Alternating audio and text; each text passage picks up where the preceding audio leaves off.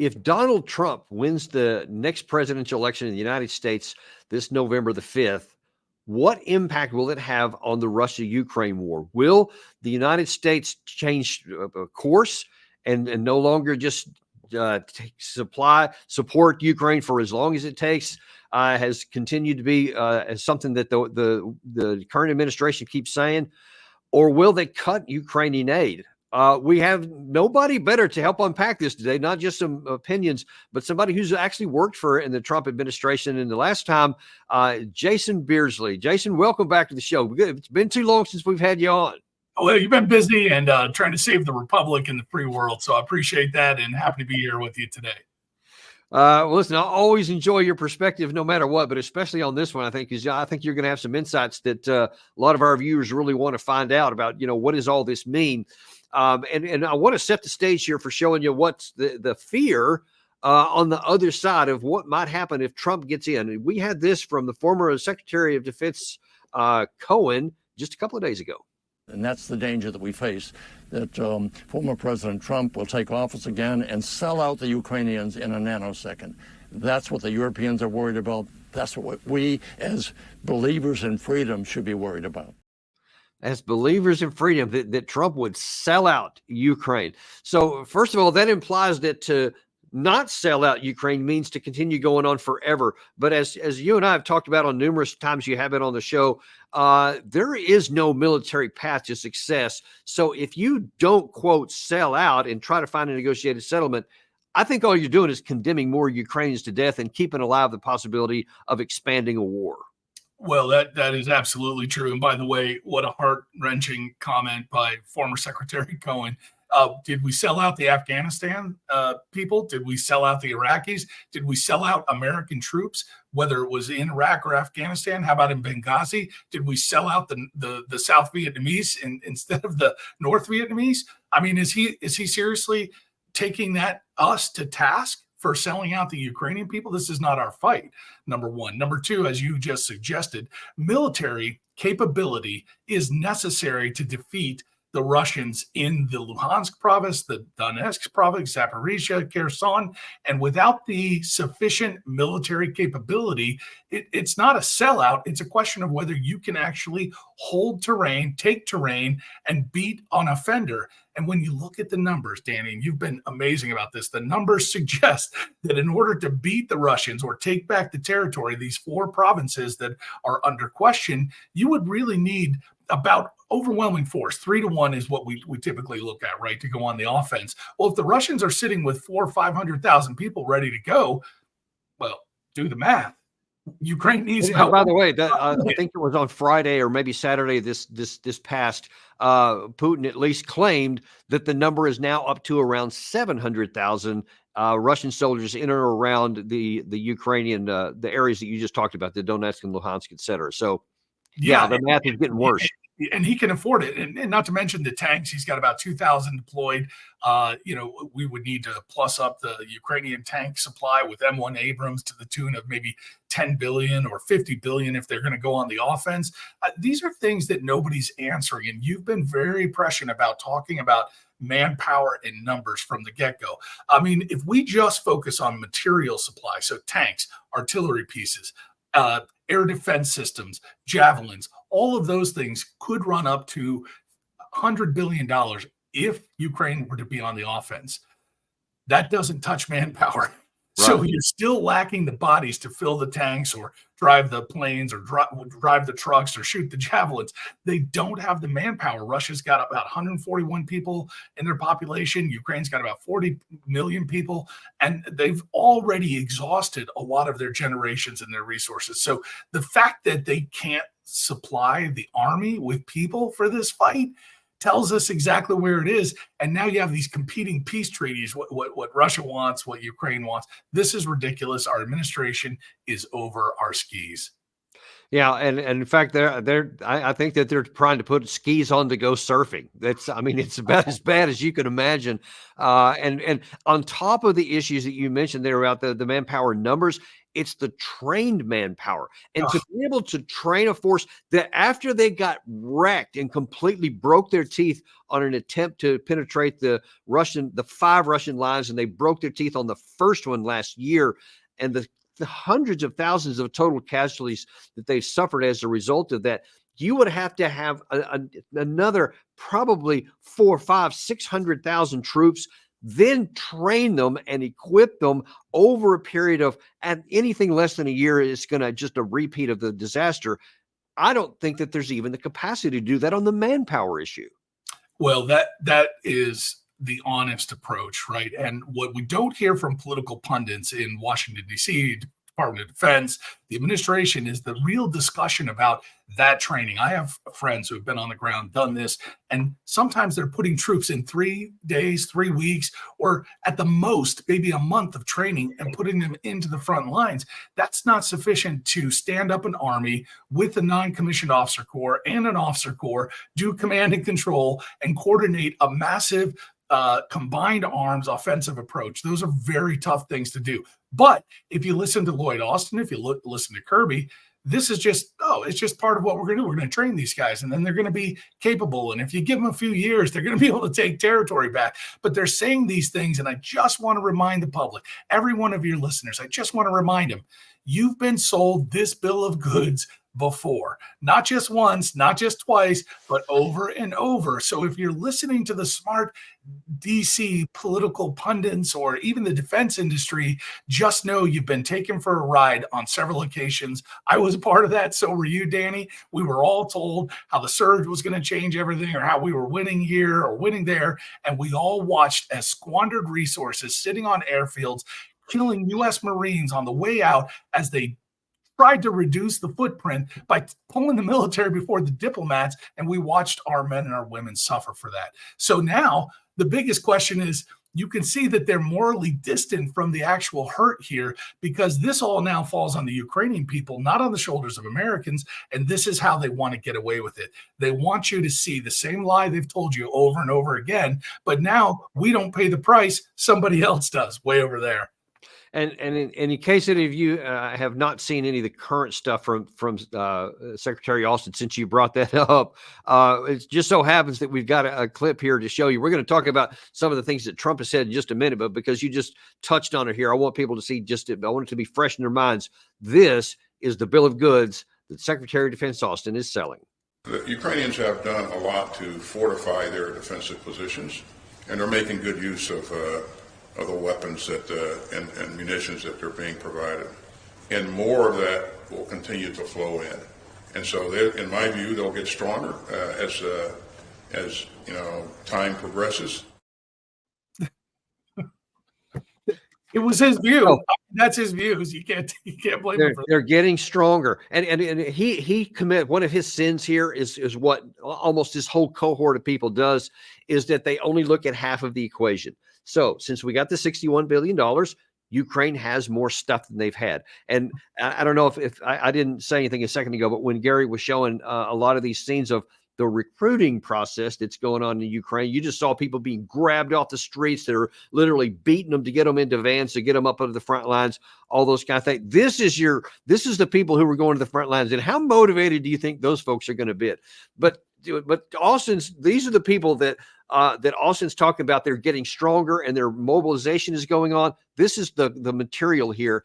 But then he doesn't even talk about the other half of that, which is that the Russian manpower is continuing to increase by actual recruiting, not from forced mobilization. And they're providing tens of thousands and at least many thousands more per month than they lose in combat through all the different things. Their drone inventories are getting higher. Their electronic warfare capabilities increasing. Their armored vehicles are they're now producing them in larger numbers and refurbishing other ones. They're even producing more fighter aircraft for some of those that they've lost. And then you get into the armaments and the missiles, the more of the drones, the artillery shells, bullets. I mean, just any kind of category that you want to put in there. all of these things are just continuing to go up through the roof. And they've hired now economists because they want to keep that going. I saw in the news earlier today that they hired 2 new ministers, assistant ministers of defense with economic backgrounds in industrial capacity so that they can continue this going forward. So every month that goes forward, Russia's going to continue to getting stronger and stronger. But all Austin wants to talk about is, yeah, the Ukraine side is getting a little stronger than they were before the 61 billion, but it's like this, and it's still going off the roof here. You know? I just don't get it. You laid this out perfectly. The only missing thing from your dialogue there is there's a third player here that's also gaining while the Russians are gaining, and that's the United States. We've said it. If you listen to their dialogue, their rhetoric, you'll hear them saying, we are getting better. We're learning our weapon systems. We're improving our technologies. We're learning about modern warfare through the Ukrainians. So when they bleed and die, our defense industry benefits. We know how to make better missiles, better bombs, and this is going to improve our overall condition. You might make that argument, by the way. I'm not saying it's necessarily wrong. But what it is it's our politicians willingly throwing Ukrainian generations into a grinder of the future so that we can improve. And what you just talked about was the ratcheting up of the Russians, which will then force the United States to ratchet up. And over again, we're improving our war supplies, our material, our tactics and techniques. Meanwhile, Ukraine's not winning anything here. Ukraine is the one losing. They're bearing the burden. A whole generation of men is already gone, and they're just trying to take out more. Now, all of that setup really feeds into the primary purpose of this episode here, which is what Trump might do. Now, I'll tell you before, I'm going to show you a couple of things that Trump has said in recent days publicly, and some other things a month or two ago that are very that have a lot to do with this point here. I was speaking with a senior advisor of the Trump campaign for foreign policy last week.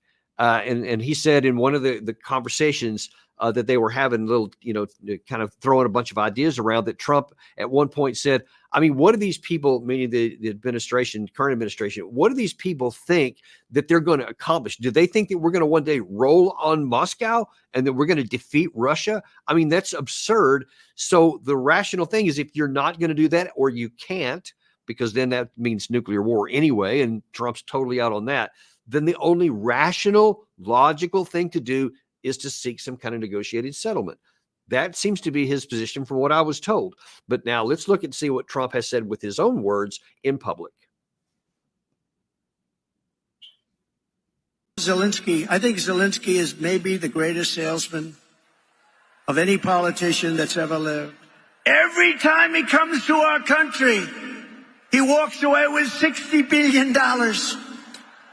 And I like him, on the impeachment hoax #1, he was very good. He said, no, the president didn't threaten me at all. He could have been a grandstander and said, I was threatened, right, Matt? He could have said, I was threatened. So I like him. But he's the greatest salesman of all time. So he's saying, he just comes and gets a bunch of cash from us. And Trump's never one on wanting to give our cash away. But the fact that he's trying to be a salesman indicates that he's like, I'm not just going to say, yeah, whatever you want, we're going to keep giving you more. Well, it's clever rhetoric, especially because you position the humor up front. Everybody knows we're getting soaked for money. But then he comes back and gives President Zelensky a compliment of sorts, right? From the president or former president, that tends to be how he responds. But remember, he's out in front of people in America. He's out in front of communities where people go to the grocery store and can't afford to get a shopping list. He's in these churches like in Detroit recently or down in Brooklyn. So what's happening is he's hearing from people like you and I, who every day have to make these calculated decisions, and the cost of our insurance has gone up, fuel has gone up, groceries has gone up, our rent has gone up. We're getting hit. Americans are getting hit in the wallet every single day. Meanwhile, over in DC, you have a lot of these pundits that are talking above the head of the people. They're not talking to us. What they have told us, and you can listen to their rhetoric, is that the only problem with this war in Ukraine is you don't understand why it's vital to you. So they're trying to convince us of something we're not actually sure of, or we may not believe. Maybe some people buy this, but they don't understand how to articulate it in depth. So they're saying, we're going to help you see the truth. What former President Trump is trying to do is say, What I'm hearing from people is they already feel the truth. The truth is we are not doing well economically. So what his advisors are suggesting is, unless we have a military tactical strategic gain here that we want, what are we doing? And what I think they miss, and I'm sure they didn't miss it, but what is not in discussion is the rational logic choice that is being made right now is rational if your interest is not Ukraine. It has nothing to do with Russia, but has much more to do with your own economic prosperity in the military industrial complex, selling energies to Europe. We're trying to undercut the Russians there, making sure that we disestablish a let's call it a peer rival, or, the Russia may not be a direct peer rival, but when it comes to liquid natural gas into Europe, they compete. So we'd like to overcompete them there. So anything we do to cause pain for Russia in their minds is the logical premise that helps us continue a war that we're not losing bodies in. That's how they see it. Yeah. Of course, we do have people on the ground there, so that can change in an instant. But more importantly, what you heard the president, former president, talk about is that the people in America don't feel this. They want an end to this. And so what he's suggesting is, let's do it at the polls. If President Biden wants to continue this war and commit endlessly without scope or scale to whatever Ukraine needs, now that's on the ballot.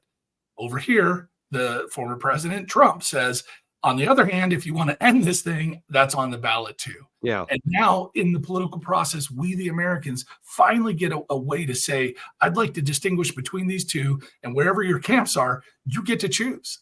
Yeah. And I think that along those same lines, this one I think was from back in March. So it's a few months back.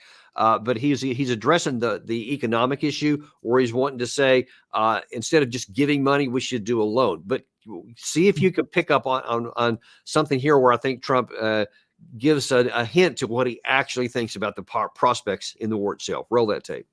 We should loan them the money, not send them the money. We should loan them the money so that if they do make it, they're against tremendous odds. But if they make it, they pay us back. Loan them the money. So he doesn't want to give it away, but he emphasized there, if they make it and they're against all odds. So implying that he recognizes militarily there's just no path to victory. Right. And again, what is the path here now is to preserve Kyiv, to try to preserve Odessa, to try to preserve the entire territory that they have right now. What is on the other side of this contention is the prospect of gaining territory back that Russia now has settled in, has defended, and has been in there since really 2014. There's been simmering war. So to retake that territory is what Jake Sullivan is proposing. It's what Kirby is proposing. It's what Lloyd Austin is proposing. And by the bilateral agreement they just signed last week, it's what President Biden has offered. We're here for the long haul. We want to make sure that they become part of NATO, and we want them to have their territorial sovereignty, everything that goes back to the 1991 borders. Well, for people that haven't been following, that means that Ukraine is going to have to oust 700,000 Russians from those 4 provinces.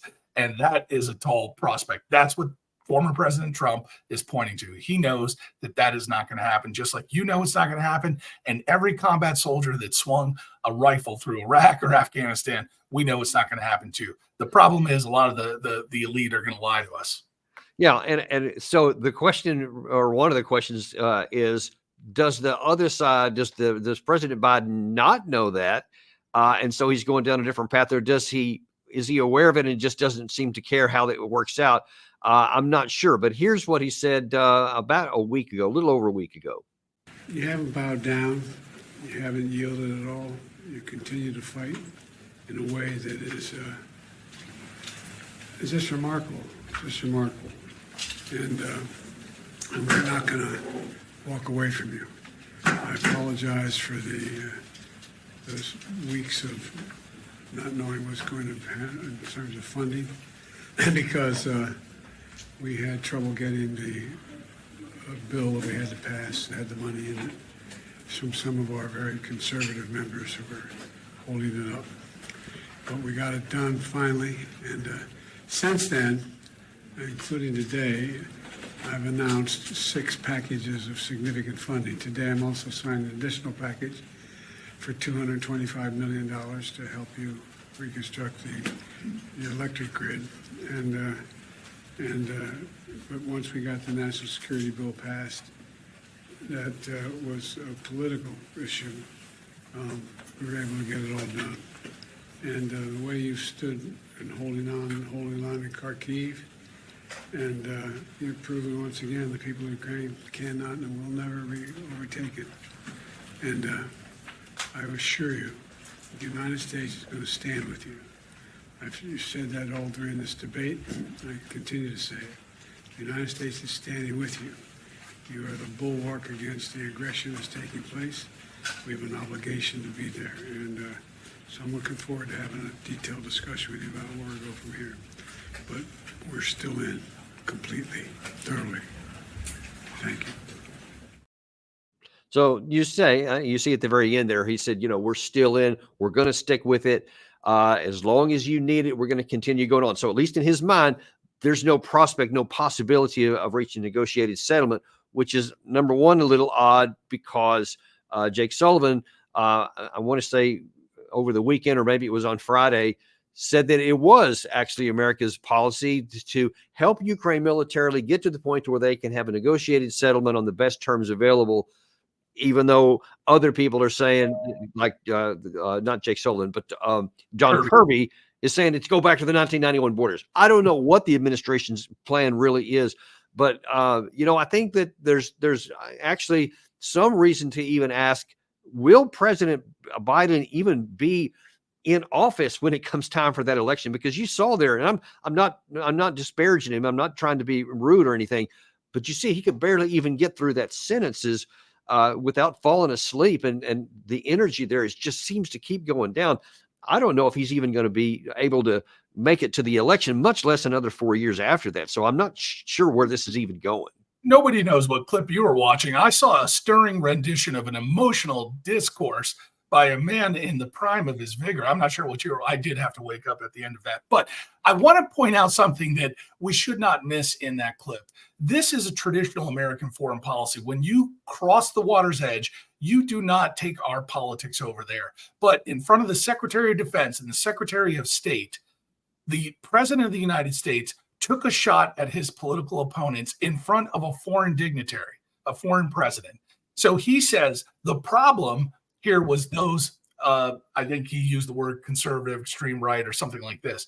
It doesn't matter what he used. The point is, he took a shot at the domestic citizens in this country who have a right to voice their participation in the government, and he said denigrating words about that in front of this guy. Then he goes on to promise more Christmas gifts, whatever you need for the enduring purpose forever, without running that through Congress, which would be a treaty that would authorize money appropriated by the congressional purse string holders. And he's bypassing all of that to sign his name on the bilateral agreement, which will get torn up if some other president comes in. So everything we saw there was another betrayal of, one, the principle of our foreign policy stance. We don't take our family business overseas and dish dirt on our political opponents. He just did that. Number two, you can't make a promise that you can't write checks that you can't cash. That's Congress's job. So for you to just say they get whatever they want for as long as they want, as long as they need it, that's all violation here. And unfortunately, we have to be treated to this until, again, voters get a chance to go to the booth and make their voices heard. To your point, is he going to continue? Honestly, it doesn't matter. These are the people that are in charge of the foreign policy. It's not just President Biden, as always. Everyone's got their team members. It's Sullivan, it's Blinken, it's Lloyd Austin, it's Victoria Nuland. It's folks that are not elected officials that are behind these decisions, who are sitting there creating the white papers to say, why do we stay? What do we want? What's the gain here? And again, if you listen carefully, you'll hear their gain. We're getting better industrial technology. We're learning a lot. As every Ukrainian dies, we learn more. So this is good for us. And in the end of all that, you've got the economic bulwark, the Atlantic sort of economic folks that are saying we get a lot out of this too, because we're pushing back on Russia. And this increases our chance to destabilize their economy while we can slip in the back door and replace it with ours. So there's a lot going on here. But again, The big picture, Americans know this. Our wallets are hurting. We've been at war for 20 years. And something a colleague of mine pointed out recently, where is the peace dividend? When we fought the Cold War, we fought for a peace dividend that would give us these years of bloom and blossom in our economy, the 90s. And everyone thought, yeah, this is great. These are the things you get in the peace dividend. But where is that now when we're 20 years, 22 years at war? We're in endless wars. We're funding another one.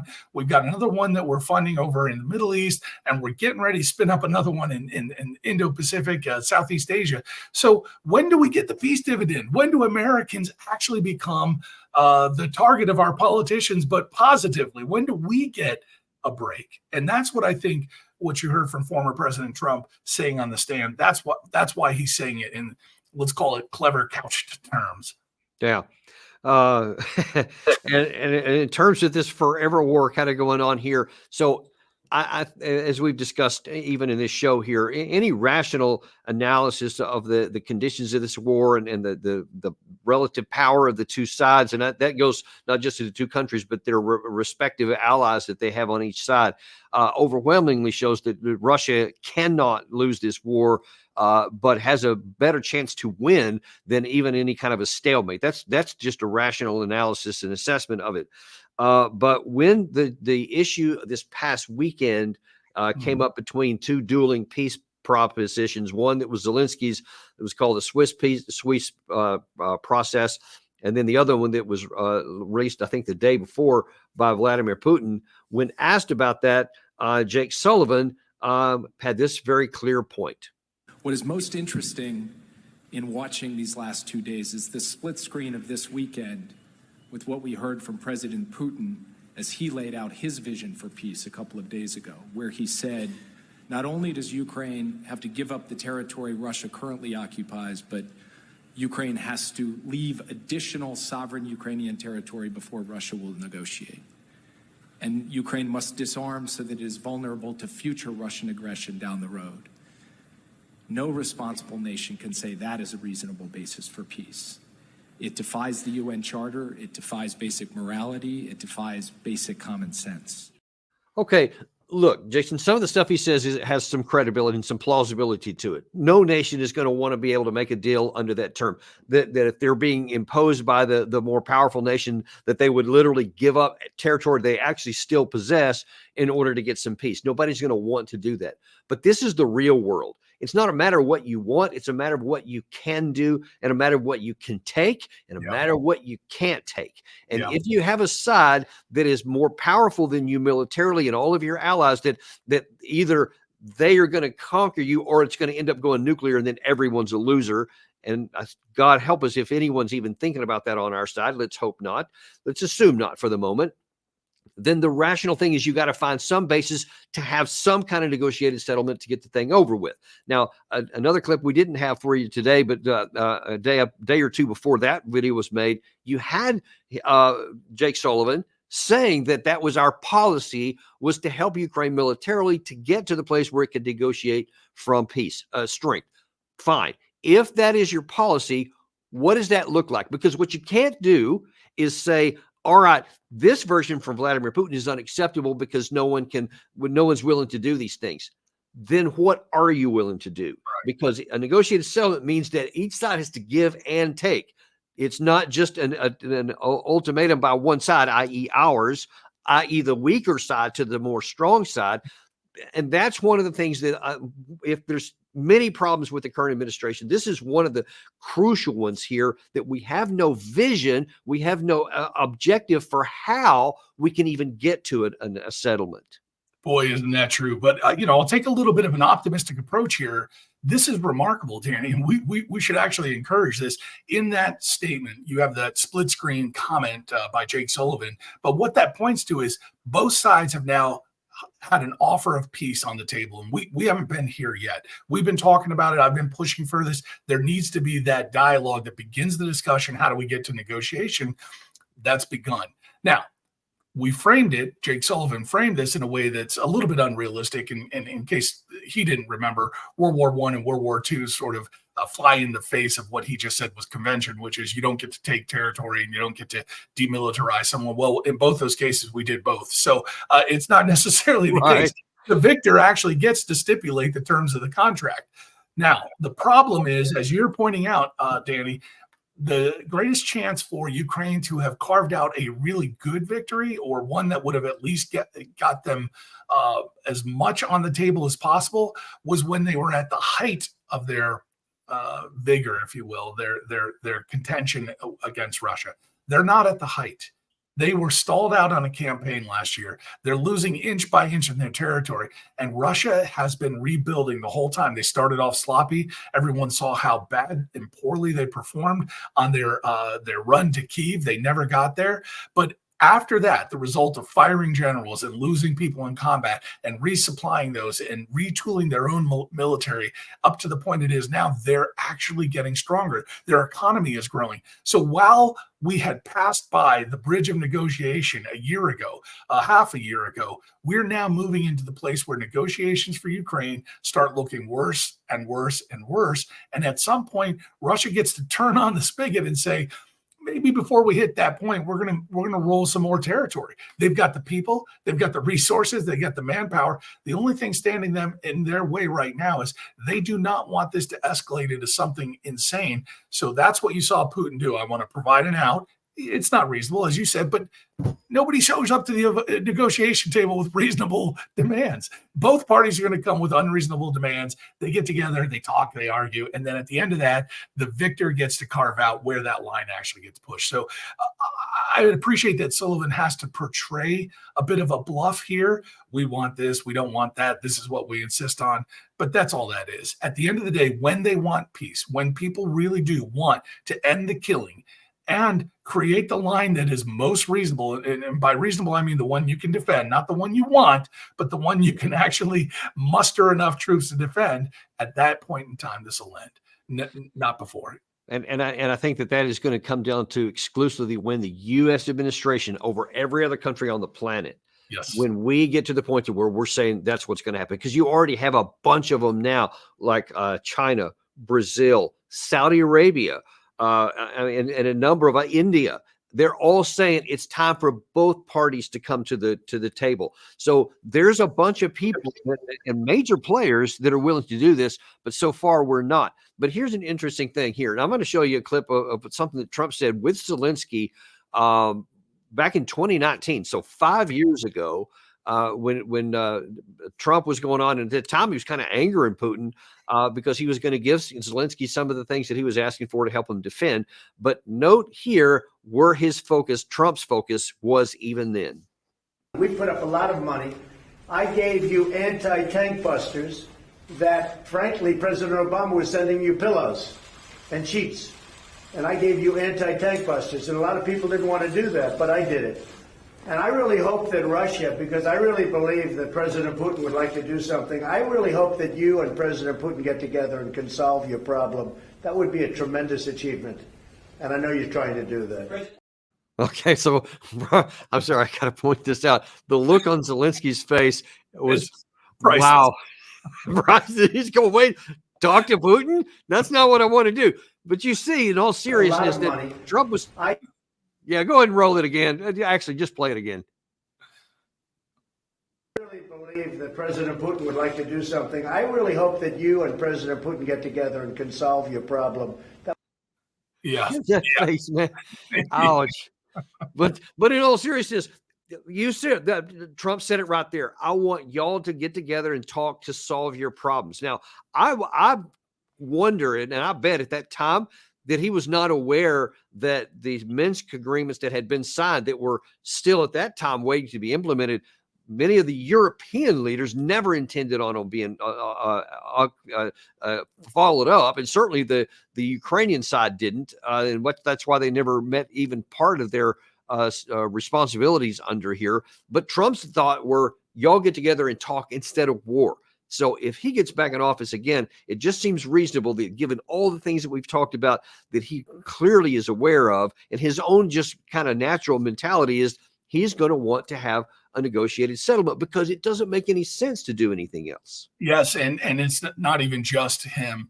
There are elections that were just held in Europe over last week or so, Yeah. where right center parties that are not necessarily in support of more and more and more for Ukraine are starting to win in elections. And that's causing consternation for the NATO allies, because a lot of them who are on the hook, who have said that we're going to win this together and we're all in it together, are now starting to fray along the edges. So with President Trump, there are also Europeans who have been saying the same thing. This is starting to look dicey. We don't want to own more of a commitment than we should, and maybe it's time to start looking for the out.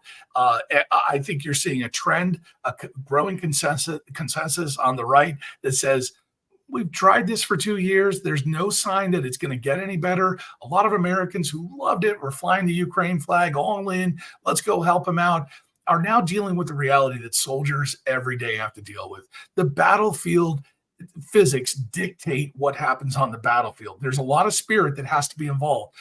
Spirit of 1776, we defeated a superior enemy or an opposition force. That kind of spirit, though, requires money, it requires material, it requires people. When you don't have all those lined up and you're under the gun, outnumbered, you can't recruit. You're seeing 65-year-olds put into the military in Ukraine. You have the entire Western province that are still going clubbing at night and dancing. And then the Eastern provinces that are under the conscription guidelines. All the elite politicians are buying boats in Miami and Palm Beach right now. They're buying vacation houses. They're taking the money. This has always been a corrupt country. So a lot of our money is flowing into the hands of some greedy people.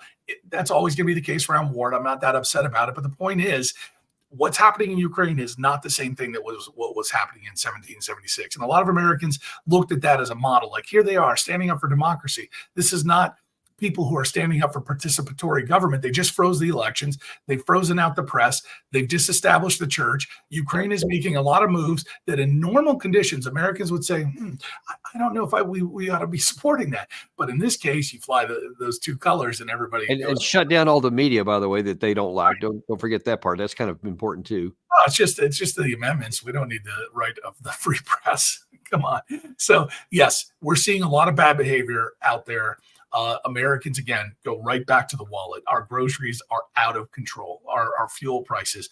America, our border is wide open. We're dealing with problems at the home front that most people are more considered about, whether it's in Detroit, where the former President Trump just visited, or whether it's in Chicago, where the murder rate is out of control, whether it's on the border states down in Texas or in other places, or in New York. People are hurting. The answer to the pain for the American citizen is not somehow tied to Zaporizhia or Kherson or Donetsk or Luhansk.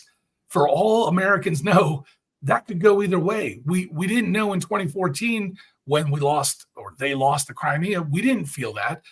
We didn't feel it when Luhansk and Donetsk were first rolled into by Russia. So why would that suddenly be the most important thing, as John Kerry suggested, as Jake Sullivan is suggesting, as Kirby is suggesting? Why is this the most important cause in the world? We never knew that before. You have to take me back to high school. I don't know what happened. I really do think that it's going to get more and more. I think the closer we get to November, and the more of these things that just can't be sustained, and you can't keep it hidden off the front pages, even in the mainstream media, it's going to get harder to cover this stuff over. And as we get closer to November, I think that it could well become a referendum on this war. It's not the major thing right now. I don't think it's not. Maybe the border might be probably a higher issue than that, and certainly the economic issues with the grocery prices and all that. But if this thing keeps going on, it could become a referendum, and it could be the massive thing. And it's a reflective referendum. I'm sorry to interrupt. Meaning, what's happening in Ukraine is the opposite of what we're wanting to see. We want to see something here. So everything that is Ukraine derivative is weighing the electorate down and saying that's not what we're looking for. We're looking for something on the home front. Yeah. So in that they're tied together. The referendum is more about us, but involves the politicians squandering our wealth for somebody else. And again, I want to take Americans right back to Kabul. We didn't have enough of this spirit, enough of the president's guts to defend the people in Kabul and defend the lives of those United States Marines when we withdrew and gave our weapons systems over to them. And we sure as hell didn't have the same gumption to win in Iraq when we squandered our wealth for 20 years there. So why are we all of a sudden suggesting that now it's Ukraine, that we don't even have a dog in the fight there? Yeah, that's a valid question that I hope is answered pretty quick, because I mean, my concern, aside from my strong concern for the Ukrainian people and my anguish as a soldier to seeing so many of them throw their lives away and just being thrown into battle with no chance to succeed and every prospect of dying or being dismembered and wounded, while we keep on going down a path to support that and to infuse it to allow them to win, and not doing the things that make sense so that it keeps alive the possibility of the war escalating, that keeps alive the possibility that we could get drawn into it at some point. And I want that part over with and done. Stop the killing, stop the dying, and stop the risk. That's what I want to see. I mean, as a combat soldier, you're really talking about the heartstring that I think most of us feel, the humanitarian aspect here. And in Ukraine, there are a lot of people who do not agree with this endless war against Russia. And I'm talking about people that have lived in Zaporizhia, lived in Kherson or Luhansk or Donetsk provinces, who have been dealing with Russia for the last 12 and 14 years on their doorsteps, and have compromised, a bit of a bargaining compromise, so that they've gotten used to the idea that there's something of a proxy between the Russian state and the Ukrainian state. They were okay with that. They weren't happy, but they weren't doing it. Those people are now burnt out. Their buildings are knocked down. Their children are killed. Their husbands are off to war. Their brothers are off to war. People are dying. So now there is a large part of the population in Ukraine, to your point, that have been dealing with humanitarian crisis here and do not want this thing extended. So for all that you said, that should be amplified, that our politicians, our diplomats should be wary of casually throwing more Ukrainian generations into the grinder for very vague ambitions. And by vague, I mean, again, when you listen to our Department of Defense, they want to weaken Russia. They want to hurt Russia. They want to punish Russia. They want to degrade Russia. Recognize that what they're not saying, the dog that's not barking, is the one that says, we want to win something. We want to defeat someone. We want to gain some sort of territory. They're not saying any of that. They're just saying this is a good way for us to kind of hurt them while also increasing our own weapon systems and making a little money on the side. And boy, everybody's having a ball. Not everybody is having a ball. And the Europeans have figured this out. We tried to stick them with the loan last weekend. You heard that deal fall apart, where we ought to finance a loan for Ukraine to the tune of $50 billion of Russian frozen assets. And you Europeans ought to be on the hook for paying that. I might actually agree with that. Put the Europeans on the hook. But the Europeans said, we're not that dumb, so we're not taking your right. deal. So this is all falling apart. It's just doing it in let's call it election cycle time, the speed of an election. Yeah. And I'll be real interested in seeing what, I'm sorry, Gary, you got something? Yeah, I want to add something. John Kirby is just breaking some news here, what he's saying. Nothing, I wouldn't say it's revelational, but it certainly flies in the face of what you guys are hoping for from this administration. So let me just play him. Just minutes ago, he said this.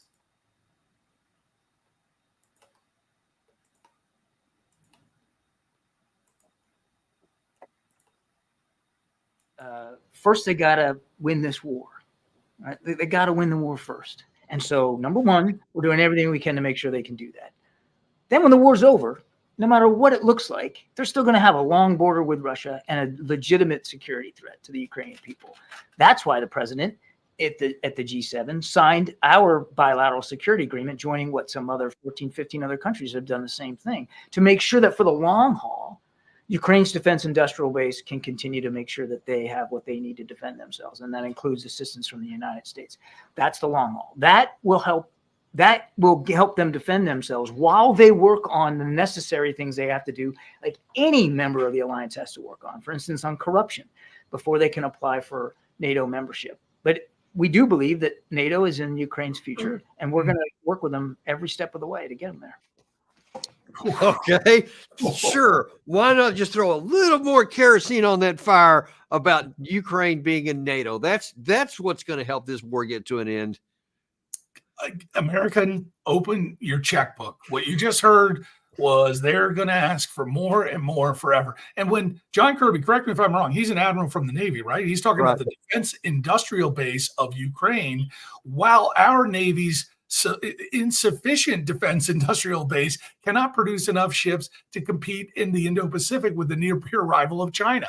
We have missed our recruiting numbers for our Army. Our industrial base has fallen short on 155 millimeter howitzer shells. Our industrial base is having to ramp up javelins and stingers in order to support Ukraine, and interceptor missiles to support Ukraine's war. So notice, if you're the constituent who's buying expensive groceries, what you just got told was we need to help Ukraine shore up their own defense industrial base for as long as it takes, because they have to first win the war. And remember, let's go back to the numbers: 5, 6, 700,000 Russians in those 4 provinces. And if you're going to take offense 3-1, you're going to need 2.1 million Ukrainians to take back, if that is 700,000 people right there. Let's just cut it short and say you can do it with 1.5 million. Ukraine doesn't have 1.5 million people. So even if we send them 800 tanks, 2,000 tanks to match, one-on-one, mano a mano with Russia, they still don't have the people. So the win of this war that John Kirby just casually tossed out there is only going to come at the expense of more blank checks from Congress. So November 5th, 4th couldn't come fast enough. And here's just the ironic part. And I'll just, rant a little bit on this regarding that whole alleged long-term security arrangement. You touched on this a little bit earlier in the show here, but the president doesn't have a checkbook. He doesn't have one. Only Congress does, as you pointed out.